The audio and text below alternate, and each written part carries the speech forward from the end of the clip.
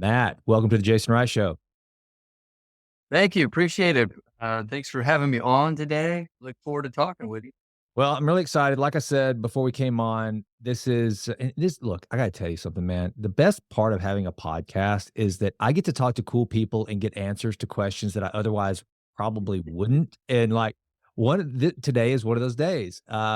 You own one of the most successful and historically rich organic farms in the country. And as I told you before we got on, Jimlin and I, we just bought some acreage out north of where we live here in Tyler, and our goal is to do organic or regenerative farming. It's something, but also I know I have absolutely no green thumb whatsoever. And so I want to learn about your business, the history.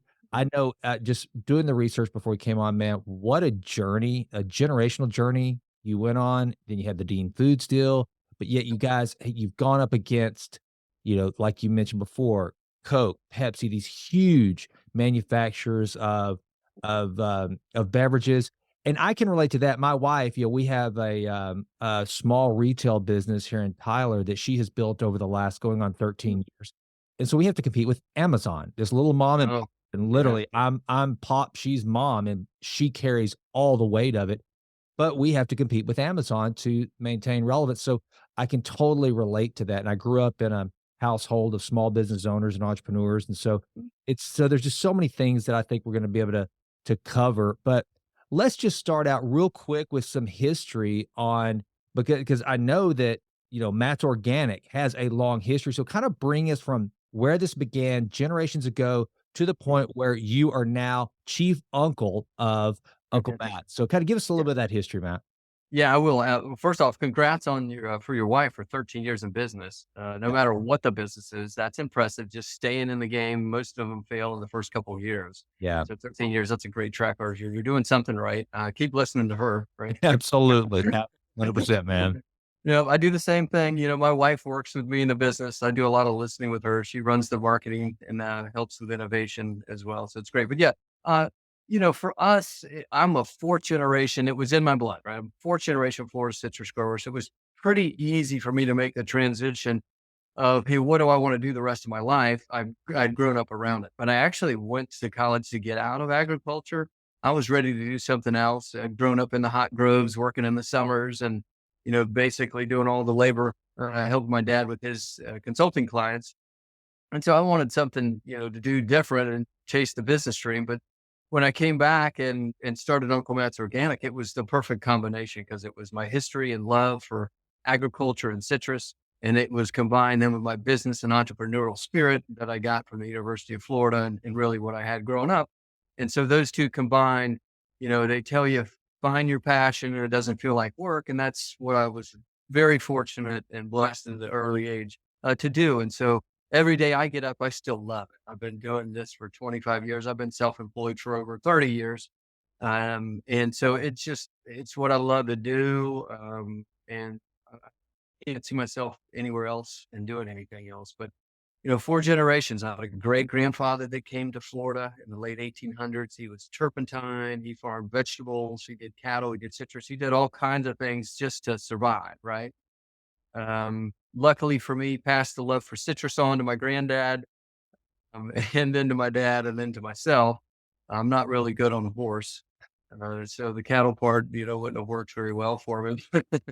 But really, the love for citrus and the love for agriculture and farming, and just growing healthy food, and then health and wellness. It all just made perfect sense for me as we transitioned from generation to generation. And when I got out of college, I had a degree in business and I had an opportunity to do, some simple business stuff like selling software. I had, I think business forms was another job opportunity. And none of those really felt right to me. But then I had an opportunity with one of my dad's growers, one of his clients, as a citrus consultant. And he was a German gentleman. And he said, hey, I've got a lot of friends over in Germany that are bottlers. And if you can help me find grapefruit juice and orange juice from Florida, it's really, a premium product, and we couldn't do a lot of business. And I said, hey, that sounds fantastic out of college to start an import export business, and I get to travel to Europe and have some fun.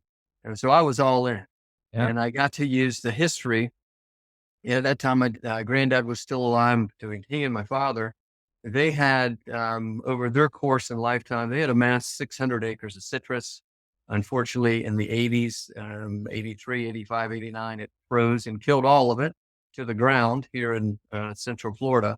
So they became consultants. And so they had a lot of consulting clients. And one of these German customers was a grower, and he was really good at selling. So he went up and down Germany and talked to different bottlers. And I went up and down Florida with the connections that my dad and granddad and just being in the industry. I went to the 35 plus processors and talked to them about, hey, I want to buy, not from concentrate conventional orange juice and not from concentrate grapefruit juice.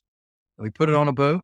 They would freeze it in 55-gallon steel drums. They put it on a boat. We'd send it to Holland, and then it would go down to the different bottlers in Germany. And that was really a lot of fun figuring that whole piece out.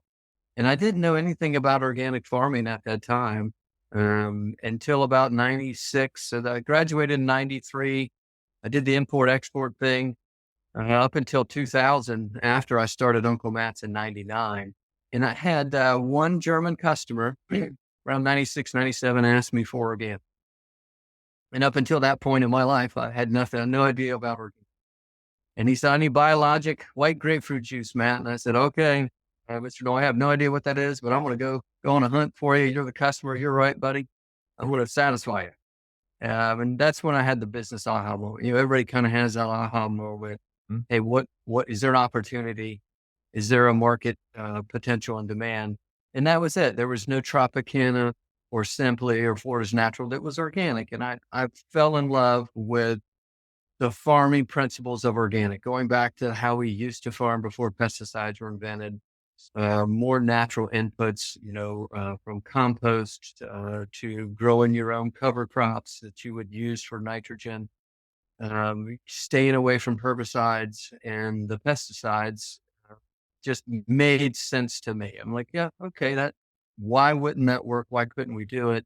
And that's when I asked my grandfather at the time, we all gathered around as a family, and he just chuckled when I asked him, hey, can we grow organic in Florida, Pappy? And he just said, I was alive before pesticides really were invented in the 40s. And I can remember us farming and doing really well. Yeah. He said, that stuff, those methods weren't disproven. They were just displaced by some new technology, based more around production than necessarily quality.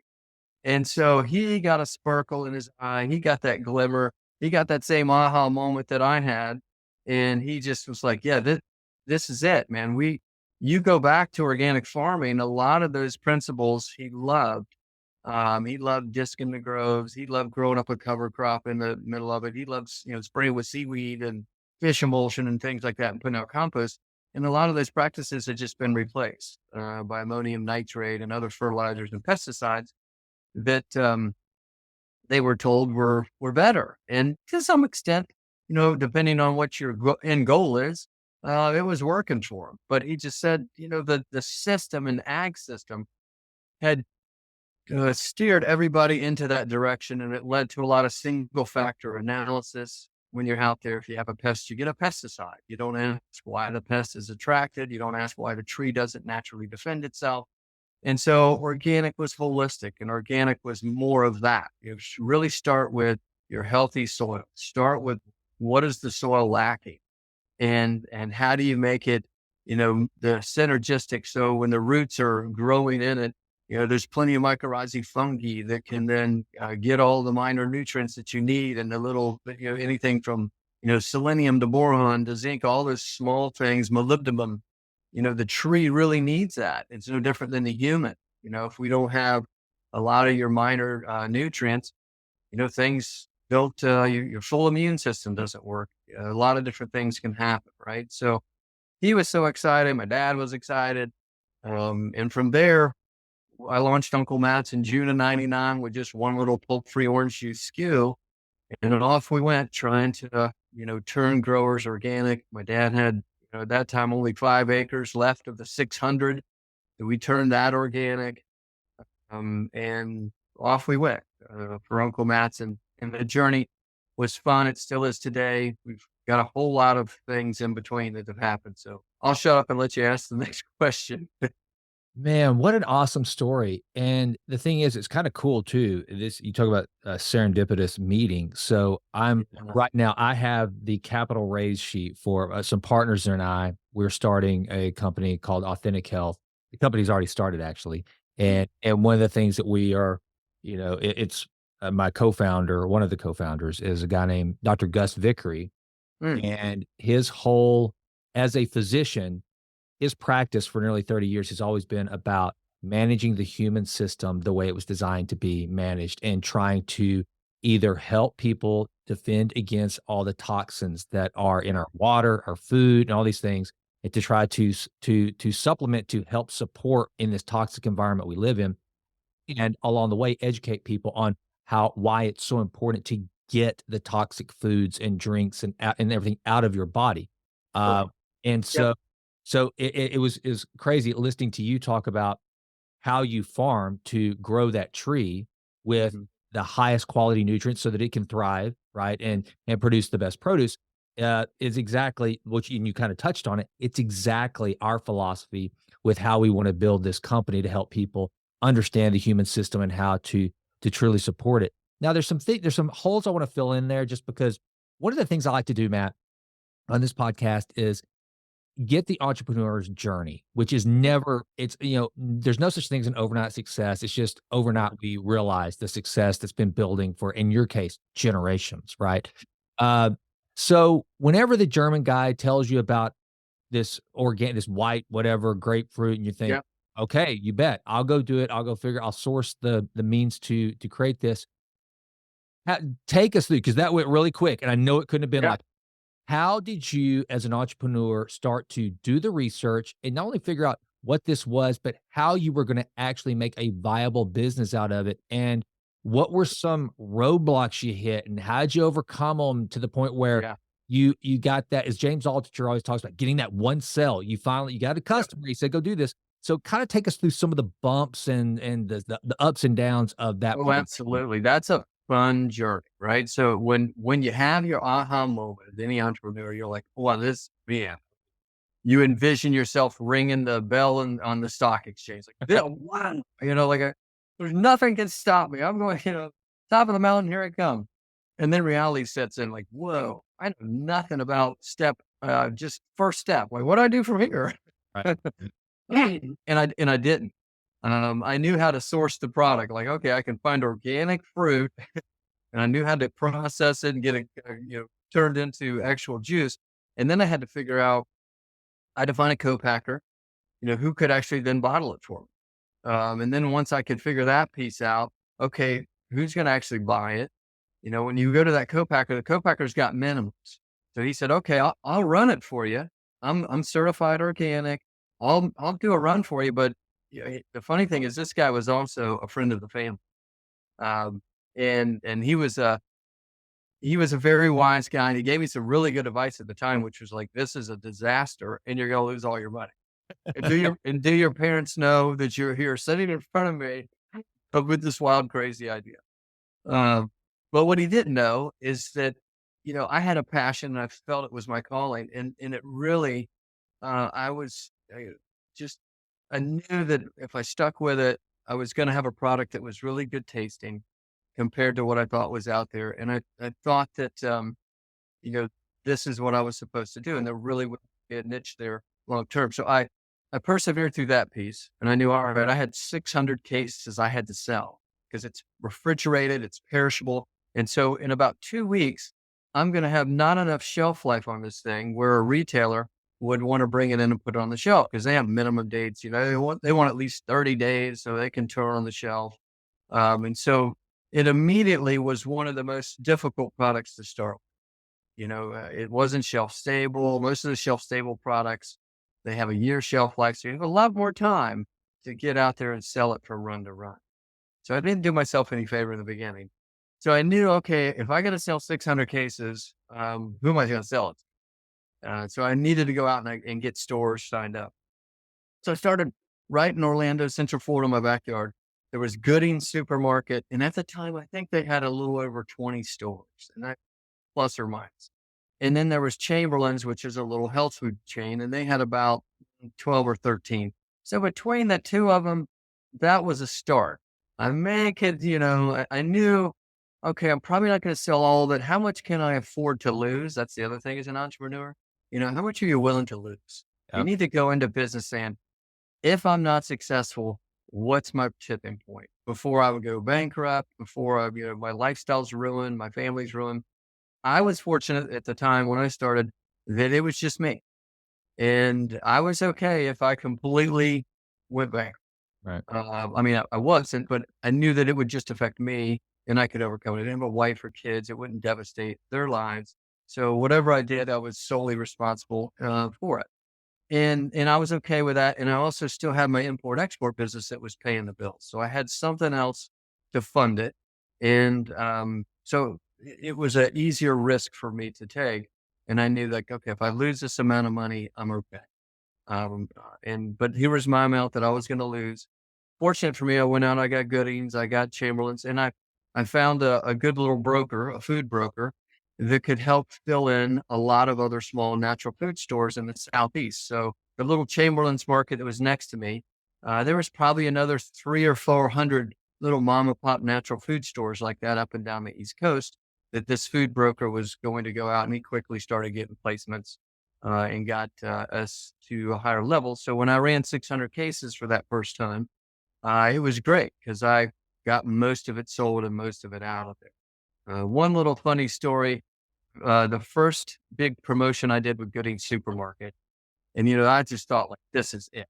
Gooding's was this, it was the key premium retail chain down there. So for wherever you're at, it's like a Kroger or Albertsons or a Publix, or the local Walmart for some reason, but it was the place to be, right? They were super high end, big stores. And, I had told all my family and friends, this is this weekend, we're going to be promoting, we're demoing here.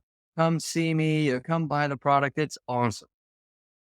So as I'm on my way to the store, like that Saturday, the local grocery buyer calls. He said, "Hey, madam, I'm here, and I'm looking at your product in the cooler. It doesn't say Uncle Matt's on it. It says Pabbage." Well, so Pabbage was one of my main competitors, and they Oh, also no. back at the same facility as me, right? And, Oh, wow. and I had done everything right in my journey as an entrepreneur. Everything from A to Z, except at the very end, I figured out how to do it, how to label it, what to call it, all the things. The guy in the warehouse mixed up the pallet and shipped the wrong pallet to the store from a big grand opening. So it was just one of those things like, wow, okay, so I can get everything right, and it's still there's a human element, and people do make mistakes. So we quickly pivoted, like, hey, okay, no worries, I'll get another pallet over there to you. Luckily, it was right down the road, and it was salvaged. But you can imagine, right out of the gate, whoa, I didn't see that one coming. I thought about all kinds of different scenarios in my head of things that could go wrong, but that one was not it. Wow. Wow. Now let me ask you this. So, and it's and again, this is crazy. I thought this conversation would mostly be just about me trying to get Jimlin and I into the organic farming business, or not business, but just to be able to grow our own stuff. But also, literally being right here at the early stages of launching this company. There's so many things like the co-packing. If you're going to get in the supplement business, you're going to have to deal with co-packing Yeah. and some white labeling and custom formulation and manufacturing, all that stuff. So a lot of the things you've gone through, man, this is really good. So once you okay, so that was a snafu that you couldn't overcome, but you did. Which, by the way, it kind of reminds me of the story of Sam Walton when he opened his first store, and there were like watermelons blowing up in front of the Yeah, right. the Walmart on its opening day. So whenever you started actually getting orders, a lot of people think that the hardest thing is to get the product made, get it, like you said, get it labeled, get it packaged, get it into the store and start making sales. But then all of a sudden, once you start to see some success, then you got to figure out how am I going to pay for the next level of success? What was your, were you bootstrapping this? Did you bring on investors? Was the Yeah. company able to kind of to support itself in those early days? what were you doing from a financial standpoint to make sure you didn't go broke and you had the money to keep the business growing to where it ultimately became where it is now? So initially, I got a $20,000 loan from my parents Wow. when I started the little import export business, Yep. and then got Uncle Matt's going. I got the company large enough on the import export where it was able to make a pretty good profit. We were doing a couple $1 million in sales, just selling bulk juice to Europe and the Middle East, which was great. And so I was able to plan. I was a finance major in college, and so that gave me enough knowledge to be dangerous about how to finance a business and how to grow it. But it did. You really, cash is king. They tell you that. So as you're growing the company, I think the good and bad news for me simultaneously was the good news was I didn't have explosive growth. By the time it took me 2 years from that date with Mr. Noy in that conversation in Germany to finally launch Uncle Matt's in '99. It took me a while to figure it all out, to really realize, like, gosh, do I want to do this? I mean, this is a lot of unknown that I don't know. And I had one of my close friends in the industry.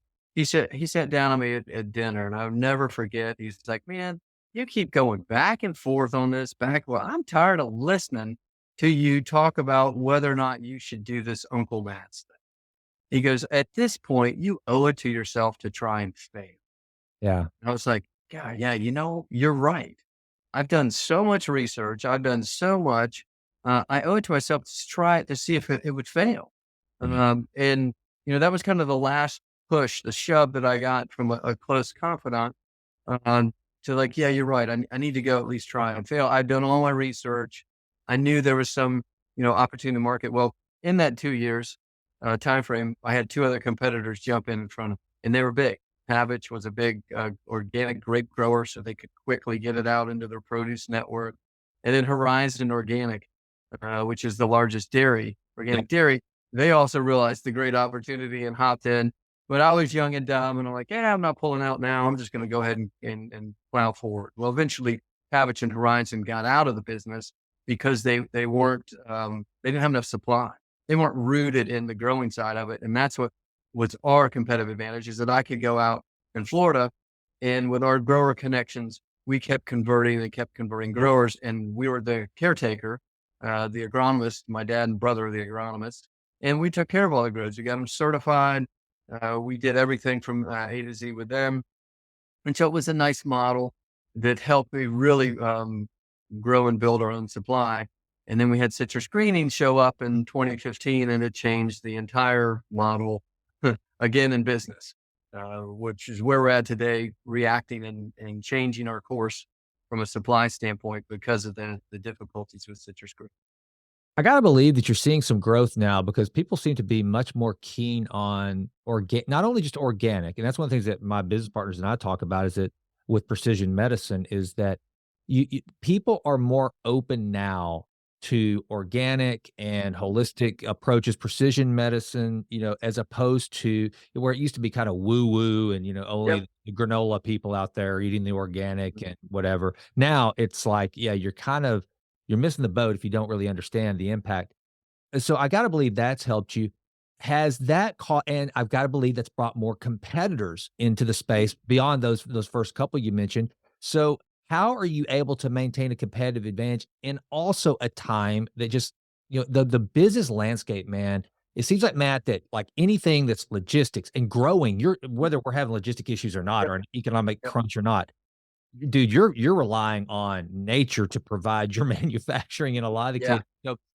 How have you what have been some of the challenges as organic has grown in popularity, it's become more acceptable, and just the overall economic conditions that we're operating in now, how have you had to adjust, and what have some of the challenges been to continue growing and keeping up Right. with the scale that you have to endure? Yeah, I mean, so you're spot on. The health and wellness trend has continued, right? And so from when I first got it in 1999, most of my sales deck, when I would sit down with a Gooding supermarket, Publix and those types, it was about organic. What is organic? Why you need organic? How they farm organic? The premiumization of why organic was important. And my deck was mostly that, convincing the buyer that this is going to be a real trend. And I would show them what was happening with organic baby food. Mm, That was the one thing that really was the first mover. And then also organic, spinach and spring mix and all those two things really showed them, oh, okay, it's real. There's a consumer. Oh, and it happens to be that young mom, mhm. which that is like the key customer. You don't want to lose. Any supermarket's like, well, we don't want to lose that concerned mom, heck, to any competitor. So they would take notice of that. So fast forward to today, I don't even have one slide in any sales deck that talks to like, what is organic? Right. It's just widely accepted. Everybody knows it. But it still is 5% of the overall market. It's still really small. It's crazy. And part of it is just, there's some consumer confusion around what still is organic and also some supply, Yeah. supply constraints. And what I think for us, the biggest issue is always just, do we have enough supply? Do we have enough supply? Do we have enough supply? And so we would turn people organic, and it takes 3 years from the date of your last prohibited substance. So when we got into a conventional grow, and while it would be beautiful, man, this thing's producing 700 boxes an acre of oranges. We need it like yesterday. You need to wait 3 years to transition it. Wow. So it was a long term. We were planning and planning and planning and putting it into the pipeline. So you couldn't have, we can't like, hey, we're growing 1,000% every year. You couldn't supply. So we've always been chasing good, consistent quality supply.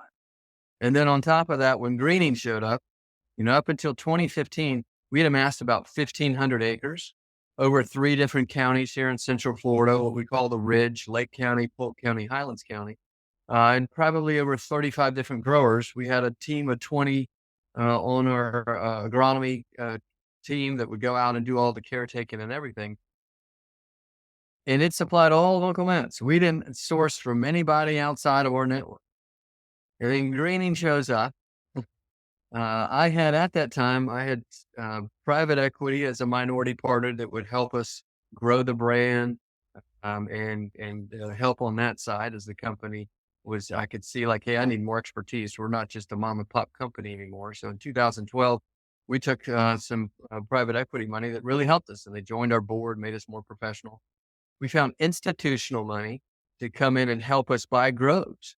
So I had institutional investor that would have helped us buy 5,000 plus acres, which was fantastic. So I had it set up on the supply. I had it set up on the branding side. And then the little bug shows up, citrus greening, the psyllid. And I start noticing like, hey, our grows are not looking as strong.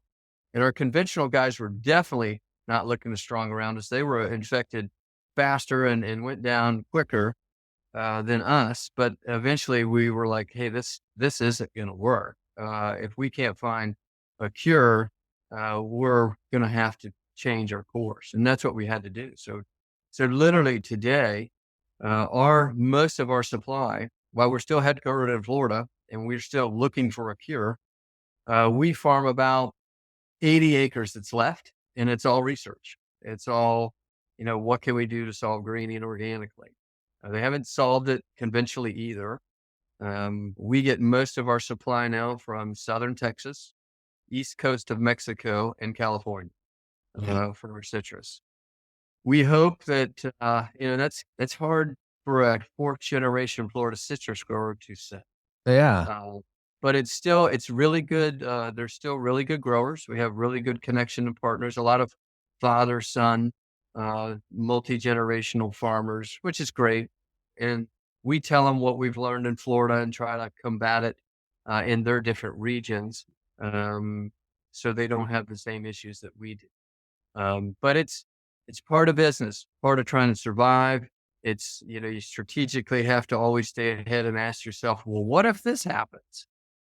We always would have concerns around freezes or, natural disasters with hurricanes or floods and stuff like that. So we always would have a backup plan of, hey, I know the guys in Texas and Mexico.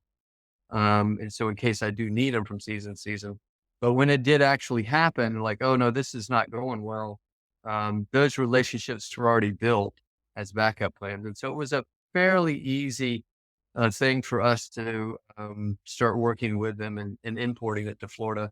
And now we have moved our facility instead of co-packing in Florida. We now have our own manufacturing facility in Texas. Okay. So we have completely changed the business model yet again. So, Are you down in South Texas? so not South Texas. We're actually just west of Dallas, Fort Worth. Oh, okay. Well, you're not Yeah. far from me then. You Okay. you can come visit me out in the little town of Mineral Wells. I know right where Mineral Wells is. Yeah, Yeah, absolutely. Well, that's good. Well, a little lovely tumbleweed town. We got a great partner out there. We have co-located our bottling facility in his water facility. So it's awesome. well, as a fifth generation Texan, that does my heart good to know that Texas is playing its part in Yeah.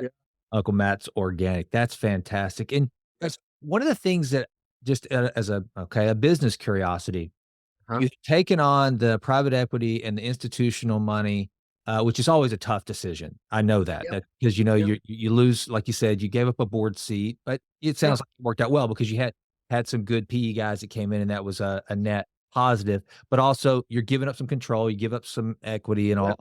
all the like, and so it's always tough for a founder in particular to do that.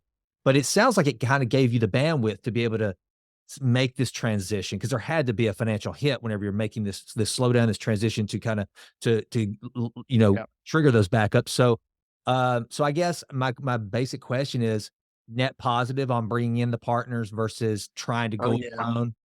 We probably would not have survived the whole grading fiasco if we didn't have our private equity investor in there because they had injected cash into our brand to help the brand grow, and instead it actually went to saving the brand from from the farming side aspect of what we were doing to be able to help us pivot to other suppliers. Okay. But they were great. They were great partners. They were patient, very patient with us. Greenmont out of Boulder, still really good friends with the board members that came on. Yeah, I'm familiar with the Um, guys. My daughter, graduated from CU Boulder, so I'm familiar with their team, yeah. yeah, yeah. So they were very helpful. Just took our mom and pop company, you know, helped us with KPIs and key performance metrics, and really looking at managing cash flow and just good blocking and tackling on the business side, plus helping on just branding and things to think about and do. And they had a real passion for organic farming. So they were never looking to get out, ways to get out. They were looking for ways to get through it Yeah. with us, which was great. And so when it came time, they had a 5-year kind of window on most equity. It does. Yep. 2017, we looked at, well, what are we going to do? We were looking to replace them and find kind of the next great long term group. And we were evaluating our business, and it was pretty rough with greening and what were the next steps and the best things for our family to do. And we just decided, hey, you know what? We're not getting a ton of great offers to replace the minority stake. People want to buy the company. And we made a tough decision, but it was the right decision to sell the company. We sold it to Dean Foods, who was the largest dairy at the time. They were publicly traded on NASDAQ, $8 billion with a B company, 17,000 employees, 70 plus plants across the US. And so I stayed on with my wife for 2 years. I had a 3-year deal with them to just kind of help transition. And I wanted to be a good steward of the brand. I wanted to make sure that our growers were, still in line. And as we transitioned to the next stage, what that looked like with a much larger partner. And they were a very good partner. They were out of Dallas, Dean Foods. So Yep. I flew to Dallas every month to go meet with upper management. I was one of the, top 40 leaders because of the small little company that they had bought in Uncle Matt's. And I learned a lot from them. They tried like heck, but unfortunately, they couldn't um, get out of the tidal wave of plant milk that was coming with the dairy. And they had a lot of assets, 70 at the time, 70 plus facilities, and they didn't have enough volume going through them. And so, unfortunately, they filed bankruptcy. Yeah. And I would have never have guessed that when I sold the company to them. I could have bet everything on it. But we were, took that opportunity to buy the company back. Yeah. And so at the beginning of the pandemic in 2020, we were putting together a group to buy the company back, which is crazy. Yeah, I'm sitting in this little corner office, which, this right here, I'm the only one in the office because like everybody work remote. we Right. may, Right. Amer- Humanity may not come out of this, but I'm here Right. pulling, pulling the wagon for Uncle Matt's. And I think we're going to buy the company back. And I'm just sitting there, with my wife and I going, is this wise? Do we want to do this? Like, we haven't got to, are people going to survive? Like, what? Right. Ah. But we love the brand, we love what we do, and I said, um, let's try it. Let's at least put a bid in, and that's what we did. And at 4 in the morning, my wife woke me up and said, "Hey, honey, guess what? You're getting the company back." Like, wow, that's amazing. Okay, here we go. We're back out again. So we rehired some of the same people we had before, and a whole bunch of new people. And we've, since doubled the business, and it's been a crazy ride. Coming out of the pandemic, orange juice is cool again. People Yep. realize, vitamin C and the power of, antioxidants in orange juice, hesperidin, oringin, things like that, that really help against COVID. We had some innovation that quickly we put out in the marketplace that was, we added elderberry to orange juice and we boosted it with C, zinc, and D. Some Yep. real great natural things to do. I kind of joke that was my Covinator product. And it helped a lot of people. It helped a lot of people, just basic nutrition to get their bodies in their immune system to really battle and fight and help. And so we rode a great little immunity vitamin C wave coming out of the pandemic. And so we've taken that momentum and just continued to innovate and do great things with Uncle Matt's, and just really proud of our team and how far we've come. And now we're a self-manufacturer, which is a whole nother game. Yeah. You're talking about a plant and efficiencies and everything that goes along with being that and doing that. But we're ready for it. We love it.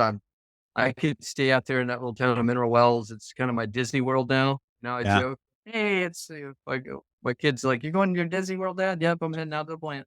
It's a lot of fun.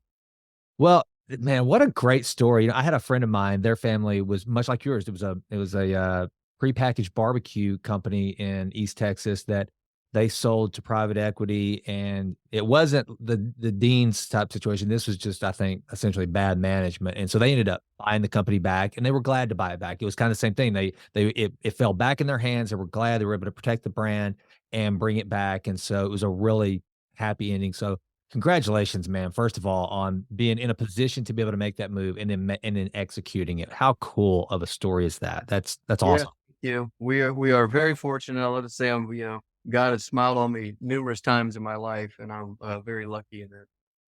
Well, now let's talk a little bit about organic Yeah, because and the health benefits are there, but I wanna know some of the challenges, and I mean, and you can if you want, I mean, let's just take this as a tutorial. sure. I'm in East Texas. I've got good water, good sunshine, pretty mild climate. I've got about 30 acres, and I want to start doing organic farming. I'm probably gonna grow, Matt, vegetables. I probably don't probably the best place to grow oranges out here in Texas, in East Texas, but I wanna grow Yeah, vegetables, and I want everything to be as regenerative as possible. I wanna sure. keep the pesticides out. So, Mhm. kind of for that person out there, and then take this also from guiding me, but also you as a big scale organic producer, the Yep. challenges and the things that you're constantly having to look at to make sure you're maintaining the proper metrics to Yep. not only just meet the standards for organic, but to meet them at a high level. Because I'll tell you right now,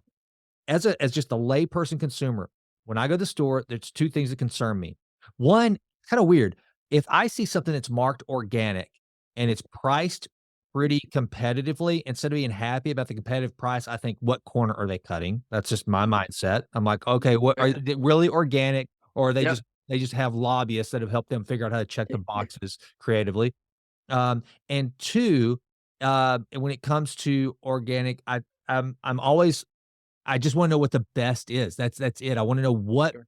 it is organic, or are not all organics created equally? I think that's the question that I want to say. I know I threw a lot there, but kind of No, take no. it from small to scale. So, like in any business, there's kind of what you can do, and then there are things that are much more higher than that bar, right? So, kind of like here's the average, right? So, if you just want to be an average organic farmer, you literally could say, "Hey, I, all I need to do is not have any inputs. My land is basically fallow, and I'll just water it and let Mother Nature take care of it." I mean, and you could still, in theory, be certified organic. They really want you to have a program and a plan. So they want to see that you're doing some kind of inputs. So you would need to say, well, I'm at least putting down compost once a year. And depending on your soil, some places it's heavy enough soil, it's got great enough stuff. You don't need to do a whole lot more than that unless you really want to say, hey, I'm chasing production. I want to get a whole lot more production. But in Florida, we're sandy soil. So you need to do a good amount more to that sandy soil. So we do a lot with putting out compost. I mean, we would put as much as 10 tons the acre and more sometimes. And you can either band it under the tree or you could spread it trunk to trunk. We'll grow our own cover crop in the middle, right? So like a cowpea, you'll grow a sun hemp, and then we'll cut that back in. And that will also give you free nitrogen, right? So it'll also feed the microbes. I mean, we think about the soil similar because you said it earlier with health and wellness, right? There are a lot of parallels with organic agriculture and health and wellness, and you taking supplements and exercising and eating right and diet and saying, the buzzword now is microbiome, right? Yeah. Oh, yeah. And it's no different in the soil. It's a microbiome in the soil. It's a microbiome in your gut. And, they're seeing more and more things are started in your gut. And Mhm. if you don't have the right microbiome, you don't get things that go, all the way the access to your brain, Yep. to turn on your immune system, to help battle inflammation, all those things starts with your gut. And Yep. then it starts with what you feed your gut, right? Right. So same with the soil. It's literally the same parallel. So you start with a good soil analysis. We use an old method called the Albrecht method, and we have Kinsey Ag is a great guy. Neil Kinsey, a good friend of us, and he's a Midwest farmer that we discovered 25 years ago about his methodology. Instead of using the pH method, you use his method, but it really gives us a starting place of where our soil is, calcium to magnesium, and then all the minors. And then you look at organic matter. So organic matter is how much water holding capacity the soil has, how much nutrient capacity the soil has that can hold. So when that root grows into it, there's something there for it, right? So it's not just, hey, this is a palm tree in the sandy soil of Florida, right? Right. So, we'll have really low organic matter down here, 1%, can you try and get it to 2%, and then there's places that have much heavier soil. They have 5+%, 6, 7, 8%. So they just need to be able to release it. And you got most of your nutrients there for the tree if you can get it to release correctly and be synergistic with the soil. Uh, we find, you asked what's some of the biggest limiting factors with organic right out of the gate. And now we're in a subtropical climate in Florida. But whenever we would transition somebody, it's like, okay, we're going to warn you up in advance. You're going to have nightmares about weeds. Hmm. You're going to have a nightmare about weed control because, you're used to napalm in the ground, Right. trunk to trunk. And just, if it's a weed, we want it to be killed. Right. And so you've had to change your mindset that not every weed in there is an enemy. A chunk of them can be friends because, they help when you disc the growth back in, release biology and feed biology naturally in that soil. They'll attract pollinators when they bloom, some of the plants that are growing there. So you first need to change your mindset on that. Your grove is not going to look like a golf course. You're going to battle some weeds, and that's our most expensive thing is battling weed control. There isn't a great organic herbicide that works systemically like what Roundup does, but Right. at the same time, Roundup is toxic. It's Yep. been shown to be, a cancer, and so that's glyphosate. Mhm. That's the key ingredient there is glyphosate. We're glyphosate residue free. We get certified by the Detox Project. We go beyond just organic and get it certified as glyphosate residue free. But so those are one, you're gonna always think about weed control. So on your 30 acres, you can do some spot spraying with some stuff that's like a hot vinegar mix, Yep. and it'll be a burn down. And that's probably good enough for you to go around and spot spray and do things like that. And there's getting, I mean, we do herbicide trials, organic herbicide trials down here all the time. My brother trying to get it a little bit better and a little bit better. But at the end of the day, we're still out there with a weed eater or hand hoeing the big clumps of guinea grass that get around the microjet sprinkler that will, prohibit the water being spread around the tree effectively. So, weeds are number one. Then after that, you'll be surprised for your backyard gardeners, your backyard little farmers. It's been amazing to see what Lowe's and Home Depot have done on a national level now, just going into their garden center. Mm. And, if you got a good local garden center, go to them, Yeah. support the little mom and pops. But if you don't have a good local garden center that's got organic certified products, you'd be surprised what's now in the Lowe's and Home Depots nationwide. And look on their label. It'll say OMRI listed, which is the Organic Materials Review Institute. If it's got a little OMRI seal on it, that's a nice thing. Like, okay, this would be approved for any organic. If I was using it from Coleman's or for you using it in your garden. Okay. And there's a decent amount of little like derivatives of neem oil to spray for pests. There's some insecticidal soaps that will help against stuff. You can even do elemental sulfur that will deter pests. So there's some things that if you're a vegetable farmer or a fruit grower, there's some things you can do against the common pest pressures that you're going to have. Are they 100% as good as your synthetic chemical guys? No, not always. But if you get it holistically right, where the soil's good and it's feeding the plant right, and then you hit it with some of your natural, botanicals or plant things to deter pests, you're going to have pretty darn good crop, and you're going to have one that tastes really good. It's going to be really nutrient dense, and that's what, from our standpoint, all the way back to my grandfather, he's like, what is our goal as a farmer? What is our goal as a grower? It shouldn't be just production. I want to grow more and more boxes per acre. That's great. It does ring the cash register, but at the same time, it's really about nutrient dense. That's it. Nutrient density. Yep. What's in that piece of whatever you're growing? How do you make it the most nutrient dense? And you can tell from just a Brix level. Brix is natural sugar. So like an orange would be, an average 11%.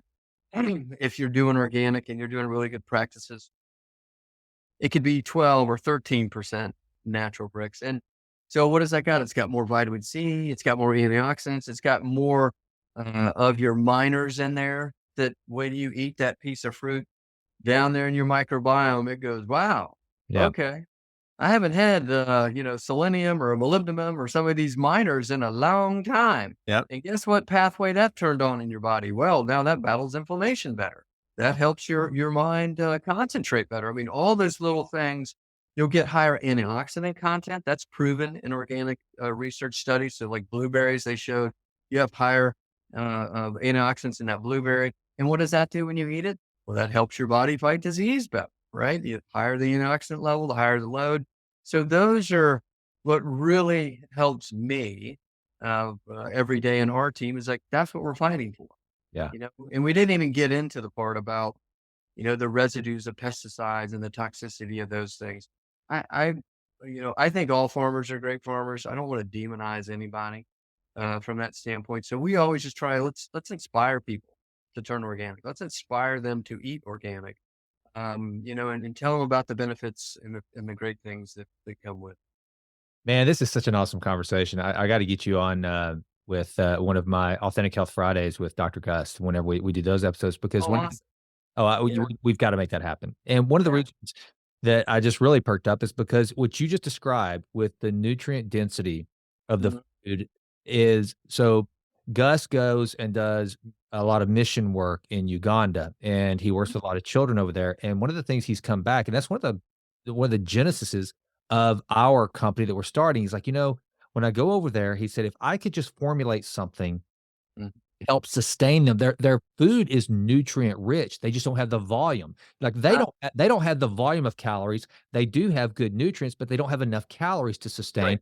You come back to America, we got all the calories and then Right. you could ever ask for, but we don't have the nutrients. And Yeah, so they're empty they're it calories. exactly, it's just Yeah, mass quantity, and so what he has formulated, which will actually be out here in about 6 weeks, is basically a foundational nutrition to supplement. So, basically, if you're just eating the standard American diet, which hopefully you can improve upon that, but this is something to give you that foundational nutrient density that you need, yeah, because that's what a lot of people and it's getting them in this mindset. Like, one of the battles from a marketing standpoint that I could imagine in your business you face all the time is one of the things that we're going to deal with is that getting people to spend the premium for organic and getting them to understand by spending that little bit of premium, the long run savings for right. inflammation and different meds and all these Yeah, different things. It far outweighs it, but again, it's just getting people in this mindset of, an ounce of prevention is worth a pound of cure is one of the things we're gonna have to get to, and that's why I love talking to people like you who just you understand this from mhm, the body's functional standpoint because, in America, our healthcare system is not healthcare at all, right? It's sick mhm, care. That's what it is. It's built around sick care, and it's great. It's wonderful for keeping people who are right. sick alive, but It's man, great for treating the symptoms, yeah, but not really preventative and going after the cure, that's right? right, that's right. But I think Yep. that companies like yours are only gonna grow and prosper. That's why we feel like we're entering the market with what we're gonna be doing at the right time because people are they seem to be more accepting of the fact that, hey, I want to take care of this problem before it happens. And then you got celebrities like, Peter Attia that Yep. has made all this stuff. And then you got Matt Camberline, who was on my show, who shared a lab at one time with David Sinclair, who, Sinclair's had some issues here recently. But nevertheless, you got these people, you got the general population that I guarantee you, that's why I was so excited to have you on, that Mhm. are excited to hear a conversation between me and an organic farmer because Yeah, people are yeah. waking up. I truly believe that. And you can do this in your backyard with your organic vegetable garden. So back to your question, like, so how do I do it? Right. Yeah, You can go to that local garden community, that shop, or the Home Depots or Lowe's, and you can buy organic compost. And if that's you what I was can't gonna find ask you about organic, too. Yeah. you can at least get like a composted manure or a mushroom compost, some kind of compost. Fill up your 4x8 box, right? Just get the 2x10s and make it draw 4x8, put a little weed mat down below it, and then dump all that compost in there. You Okay. don't have to overthink it. Just dump that in there. Look at your little seed packets for your region. Okay, what time do I plant what item? And put it in there. Water it once or twice a day, and you'll be surprised. Start with green beans. Okay. Green beans are like the quickest eat. You'll be like, "Man, I'm gonna" Dad, you know what you're doing. Right. You won't matter, and green beans are pretty darn hardy. Like, there's not a lot of things that eat them. Yeah. I mean, humans do, but from a pest and disease standpoint, you'll be surprised, lettuces, green beans, those are, squash and zucchini grow really fast. Now, they will get some mildews and things on them, but I mean, it's not that hard to suddenly go, wow, you know what? I can do this. Yeah. And you get a couple of the organic OMRI approved for pest and disease stuff that you could spray on once a week. And you'll be surprised, 30, 60-day crops, you'll have some pretty good success with just Awesome. that. And you don't have to put any more fertilizer down. Just use the compost. The plants will tell you like, whoa, this is great. And if you need to just keep refreshing compost, just put it in, but you don't even need to. We do a lot of community gardens. That's one of the things Yep. does. Yep. And we just did one for a school. And, people are like, man, what did you fertilize these things with? They're like, it's fantastic. Like you just put in a good amount of compost in the beginning and the plants love it. That's awesome. Well, I'm gonna do that because I actually built a raised box garden for our backyard here, a couple years ago, and we've had off and on success, and mainly the only reason why we hadn't had more success. I mean, Jimlin grows some great stuff out of it. We just haven't tended to it the way we should. But now that's I may just clear everything out and just go back with all compost and do that. Just keep it simple because I probably overcomplicated it. And check with, I mean, I'm sure Texas A&M will give you a whole Yep. list of things for your region. from fruit trees that you can plant or not plant. Yeah. Because, I laugh all the time here in Florida. We get some northerners that move in Yep. and they plant all these tropical stuff and this, and then you have some temperatures in the 20s and those things die. Boom, they're Yeah. gone, Yeah. frozen and finished. So just be careful of what you do plant from fruit trees and varieties, because parts of Texas can be pretty harsh in weather and climate. Well, one of the things and shame on me for not checking before we had the conversation. Can I buy Matt's here in Uncle Matt's here in Texas? Do you have You some stuff? can, yeah. So we're in we're Kroger, we're Whole Foods, we're Sprouts. We're working hard on HEB if HEB is listening. We'd I love to. I Now that can. we're produced in Texas, What about Brookshire's? Okay, so Brookshire's is BGC. I'm a good friend of Brad Brookshire, the CEO, and that family, but awesome. they're headquartered here in Tyler. Yes. So we are presenting to Brookshire's. Actually, we're Right. going through the review process with them right now. If you want to send a nice little note to the CEO, I would Done. thank you greatly. Done. And I would love to have him come down, and you and him come down, and you can take a tour of the facility. We'll have a good time together. Consider that done. I'm gonna text Brad as soon as we get off, and let me tell you something, Matt, there's not a better family you can do business with. They Oh, are awesome. they Yeah. are, much like what you're s and I'm sure this will resonate with Brad, I would think. I think they're in their 6th generation as well. Wow. Sure. I mean, it's a phenomenal company, phenomenal family. They have done so much, not just for Tyler, but all of East Texas and Louisiana. I think now they're up in Arkansas. They Mm. keep growing. Wonderful family. I will be happy to do that. And then actually one of my mentors is a dear, dear friend of Mr. Butts. So Oh, wow. so I Okay. get so I've got a good bank shot connection with Hey, HEB, but Brookshire's, man, that's gonna be fun. I will we try to send we you out. I'm gonna say we may have to change the picture on the label if you're able to do some of these things for us, right? I mean, there could you and your family buy whatever kind of tree you plant in the backyard. We may need to rethink this marketing. You got it. Well, I tell you what, yeah, just put a little note down there, brought to you by the Jason Wright Show or so, I love it. We we'll will we will absolutely scratch each other's back. That's another life lesson in business. Never burn any bridges because everybody's connected somewhere. that isn't that the truth? And man, that's the cool thing about this little podcast, dude. It has I've had, like I said earlier, I've had more serendipitous engagements and meetings from just bringing people together right here.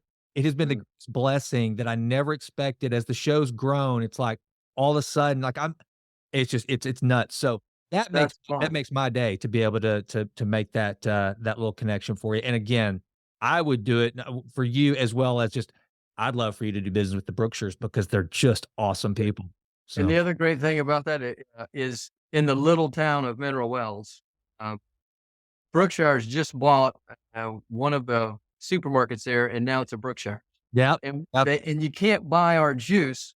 The only thing there is Brookshire's now in Walmart, and we're not in the Walmart down there. So people are like, where can we buy this juice? There we go. It's like the Alright. best juice you can't find in Texas out here. So Well, all right. Well, I will put the plug in right now for Brad Brooks with Brad as soon as we get off. And man, this has been great, Matt. This has been so fun. I think we've covered a lot of ground. And so let folks that now can people order? I mean, it sounds great. Do you have to, yeah, can you order your cheese? Like, how do people keep up with you? And if they've heard this the, conversation, the best thing, just go to unclemats.com.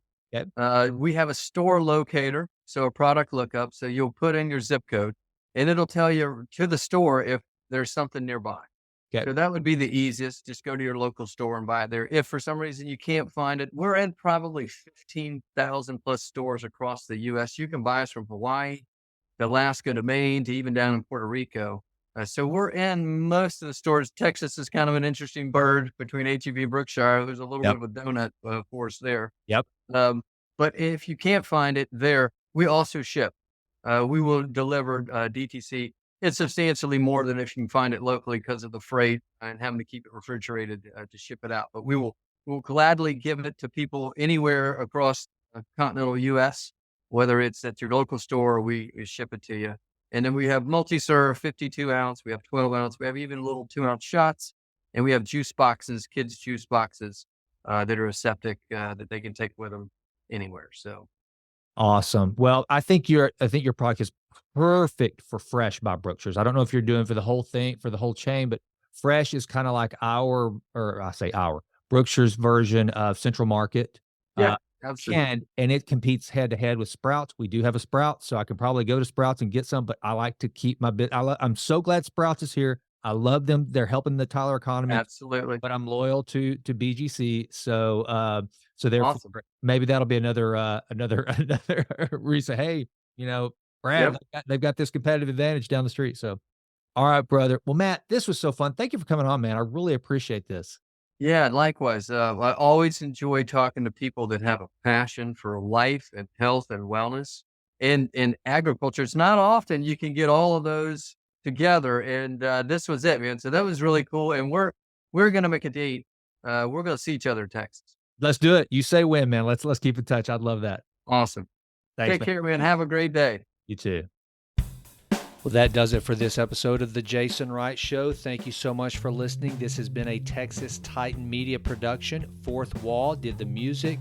And as always, thank you so much for listening. Please consider going out to jasonwrightnow.com and signing up for the Vitruvian letter.